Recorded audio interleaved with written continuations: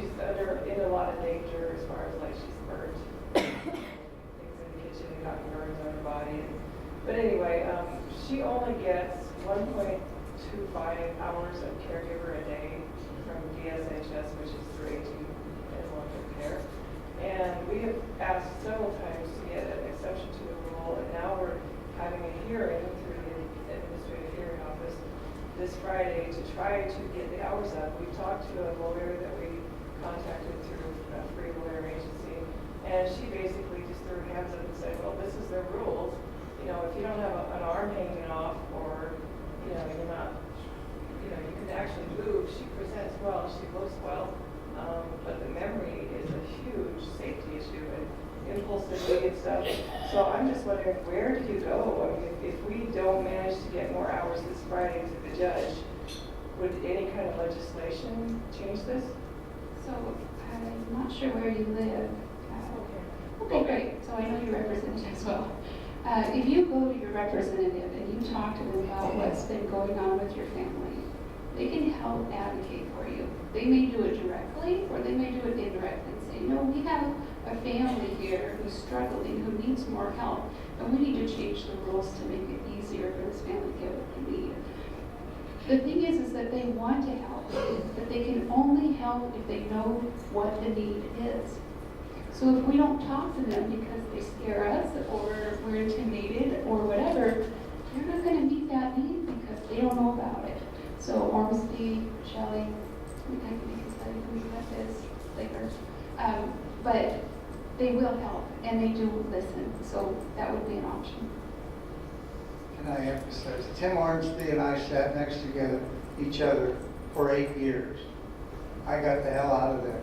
And but Tim and the brighter one stayed, and he is now in the House in charge of the budget. So knock on Tim's door before, after, and often.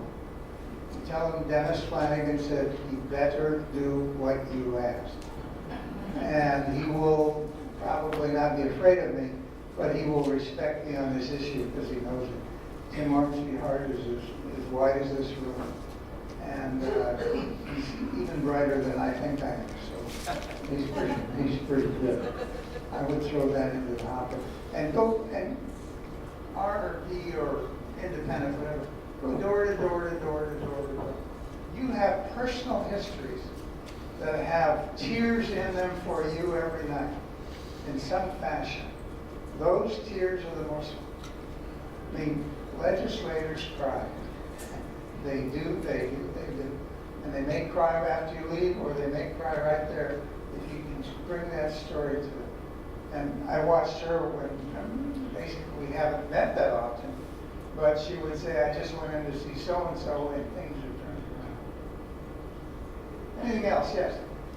Yes, I don't know what needs to be done, but I have talked to legislators here in the 3rd District before. There is a huge silent epidemic of abuse of caregivers to people who are disabled and seniors. I've had things stolen. I've had them walk off the job without notice. I was told that was illegal, but nobody will prosecute them. And as long as there's no consequence, these caregivers then go and work for him or her or whoever. But it's small things. I've had everything taken from money to medicine, from Tupperware to towels. It doesn't matter. They'll say, oh, well, it's not very much money. What can be done? Yeah, the plate test we just forgot. I've heard this before, and again, it's a thing where you need the organization of a lot of people to wander into the legislature en masse and to say there's 81 of us out here, and we've all agreed to go office to office to office to office to office and try and have some attorneys with you, try and have some police who understand that these niggling little crimes add up to fear on the parts of patients and, in a sense, abuse on the part of the participant. And also, when you have a great caregiver, as we all know some are out there, I've seen them and employed them, celebrate them. Put on an event in your community that's the 10 best caregivers in Spokane or Okanagan. go into turning it into a Christmas party of the best. And just say, if you don't see their name on this list and they weren't invited to the party, you might want to call them for another name besides the one you have. Right, question here. Can I have, Darcy, do you want to respond at all? I don't know if it's become an issue for, I'm assuming it has for you. So I totally agree. I think that getting our stories all together can make a big impact in the developmental disability community. I think a lot of this is a result of, I can't remember the name of the initiative that passed, that all our caregivers that are caring for our most vulnerable should have background checks and fingerprints, and really miss the mark on what quality. I mean, that's important, but there's other qualities in caregiving that need to be focused on, and we're experiencing a real shortage in care providers, and people aren't getting good quality care providers, and I would love, it's a conversation that's ongoing, and we all need to connect and do something about this. I agree. One more time. The other thing is, Tommy Manning had a caregiver the last few years who was remarkable, and who would give him haircuts, do things that just, Tommy, you need to look better than that when you go out. And in essence, he, I can't say he fell in love with the caregiver, but he fell in like with the caregiver as someone who listened to him every day and didn't go on saying, you shut up and sit down, or any of the other ways that happens. So I would do something with the caregiver. Years ago, I used to be a social worker in a lot of different frameworks, and I decided we ought to do a foster care thank you. And so I did it in Pierce County and King County. Pierce County, we did 200 people. I conned the guy who was a chef to make dinner for all foster parents. He even did ice sculptures. He was really trained in the whole thing. So we had 200 people come, and 800 people in King County. And I gave an award, which was called a Patsy, because there was a woman on the air who was supportive of these issues. Look to those kinds of things and go con people into donating. There are restaurants out there who want to be helpful, but they don't want to just be banged on every day for 2 tickets for tomorrow or 2 dinners for tomorrow. Try and give them a moment where they can have the celebration of Luigi's Italian, which I noticed there is one here. Luigi's, we want to thank Luigi's. They get into the paper, they get all of the things, and they want to come back for next year. You need a con artist like me, and I would believe that I would believe this room has more con artists in it than psychiatrists, and there's only a couple of psychiatrists. So, Sean, I've had a lot of luck at this, and the reason is I go tell the truth. I don't bring a fake story, and I just say, if you're on board, we'll keep going. If you're not, I'll go to the next door. And one of those doors will open. And after a while, you build Rolodex. Rolodex is in your head. And you say, gosh, if he'll go along and donate money, his friend Robert would probably put up half as much. And you keep dividing the pie. I raised $65,000 last year for a movie about war and peace and stuff like that. And partly I just went around, if I can get somebody to give 25, will you match it? So I got somebody to give 25, but I needed more, I gave 35. I mean, you just keep playing with the same deck of cards that everybody else has, but you make them look like magic cards. Anyway, you can see it in front of me.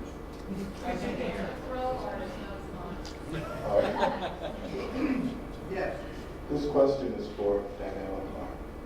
The legislation that you mentioned, the recently passed legislation, I wonder if you could mention some of the legislators who were open to the ideas and were supportive and helped to move it through the legislature so that people can contact them and express their gratitude and to encourage them to stay interested and involved for future efforts, legislative efforts.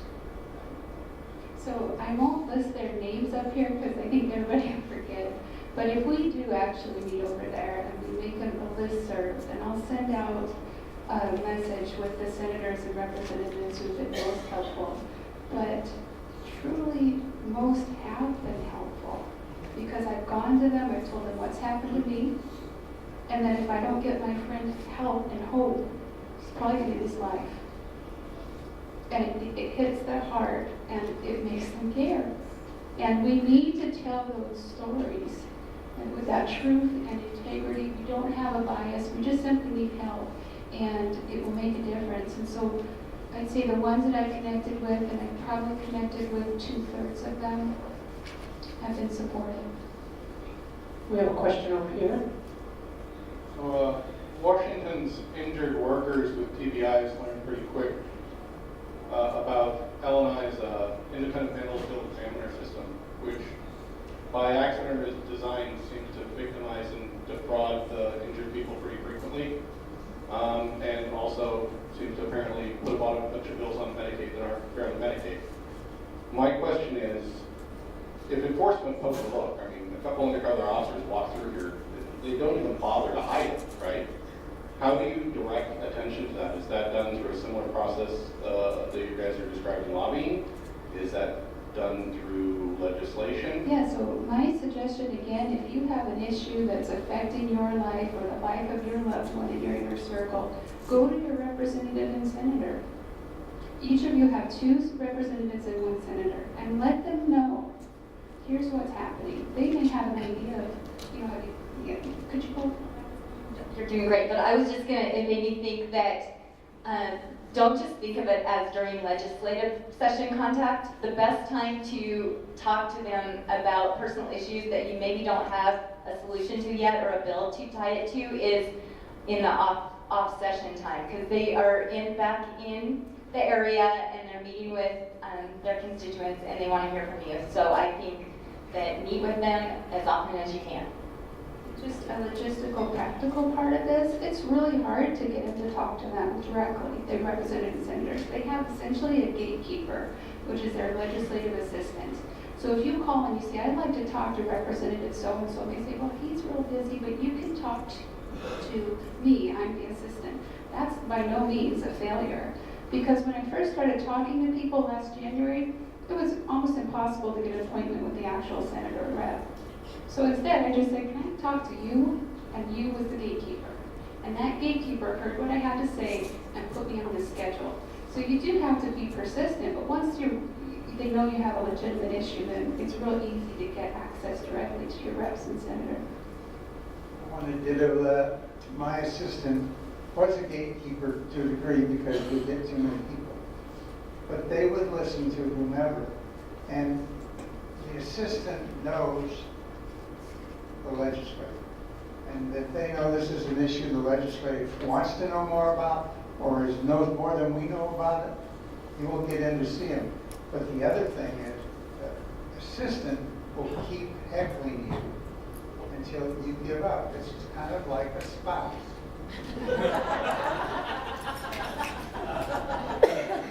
I really like Indian. No, I think we should have Italian. No, I'm from India. I really like Indian food. Pretty soon you'll get Indian food. So anyway, just remember, harassing done right is so effective that husbands wither with their money. Any others? So I had a thought and then a question. So the comments earlier. You had a thought, sir? I had a thought, believe it or not. The comments earlier about caregivers and situations got a whole lot of reaction in the room. So a thought, a suggestion is the advocacy is both at the legislative level but also at the agency level. And there's a program in DSHS in the same family of agencies that help sponsor this conference called Health Protective Services in also. And the TBI Council might want to invite a couple of folks who run Adult Protective Services because they have a hotline. You call the complaints, and some of you may have tried to use it. But you might lead a discussion about the experience people have when they do you feel their money has been taken, or there's been some misunderstanding where you felt you got taken advantage of? Because that program is there to actually help take those situations to deal with it. If it isn't working like you want, I think TBI Conference is a great place to have that discussion.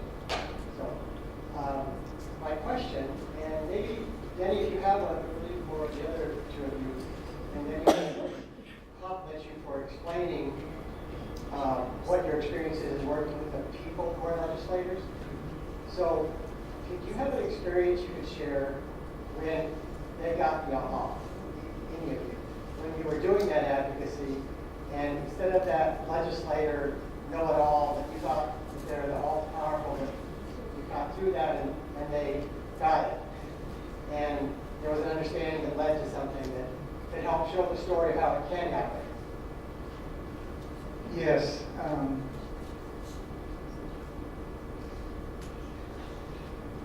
Go back for one, but the issue of gay rights was struggling and struggled for these 39 years. And as you get to know legislators, they will say something like, well, my brother's gay, even though I'm against them. And after a while, you can say, how's your brother doing, or how's your sister doing, lesbians, whatever, or whatever the issue is. And you'll realize that someone realizes who's been opposed, that they aren't really opposed to trying to treat their voters as they think they want to be treated. And in each case where I watched that happen, the voters don't throw them out. They believe that these are issues of personal values or religious values or whatever they are. I want to share the most incredible experience that I had this session, and I've been there most days since January session started. I've been with host families over their state. But I went to a representative who never supports fee bills, ever. So I was expecting a blatant no. And this representative worked in a high school as part of, because all representative senators actually, they have other jobs. This is their part-time gig.